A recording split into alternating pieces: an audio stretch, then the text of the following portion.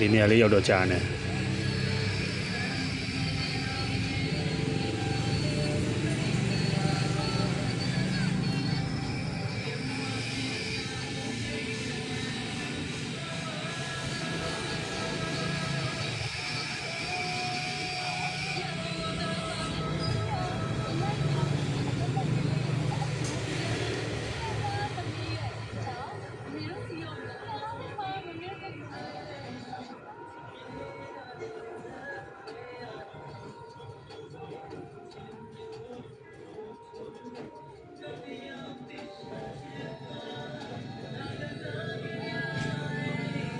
โอเคတက်လာပြီ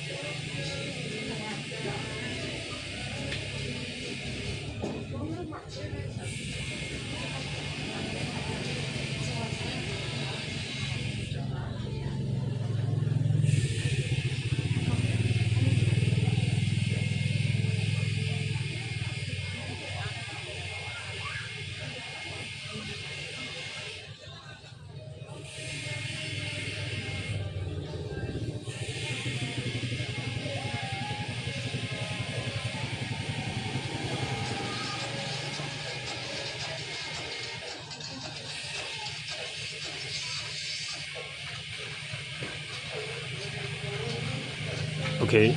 ဆိုရသွားပြီပေါ့နော်အင်တာနက်ချိတ်ဖို့တော့နည်းနည်းတော့လိုသေးတယ်စံပြေသွားပဲဗျ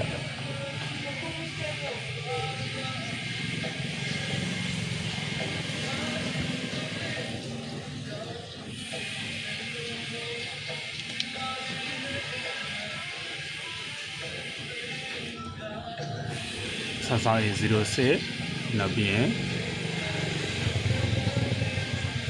ဒီထဲကနေဒီမှာA055F ရွေးနောက်ပြီးရင်ဒီကဇက်နဲ့ FRP ကိုနေနောက်ပြီးရှင်ခုနကတော့လိုပဲအဲ့ဒါဘာပြနေလဲဆိုလို့ရှင်သူကတော့ဇက်ချဖို့တော့ပြနေကျွန်တော်ကဘောလူတောင်းကနည်းနည်းနေရခက်နေလို့အဲ့ဆိုအဲ့ဒါနှိပ်လို့ရွှေ့တဲ့ခါတော့ဇက်ချပေးလိုက်တယ်အဲ့တော့ဇက်ချပြီးတော့သူကလည်းသူပြန်တက်လာတော့ဒီမှာအကုန်လုံးကFRP ရောတခါတည်းတော့ okay အကုန်လုံးပြပါတော့เนาะဒီမှာတော့ဖေးလေးတော့ပြရတယ်ဒါပေမဲ့ဘာပြဿနာတော့မဖြစ်ဘူးအဲဆို L2 နဲ့ FRP okay ပါတယ်ဗျ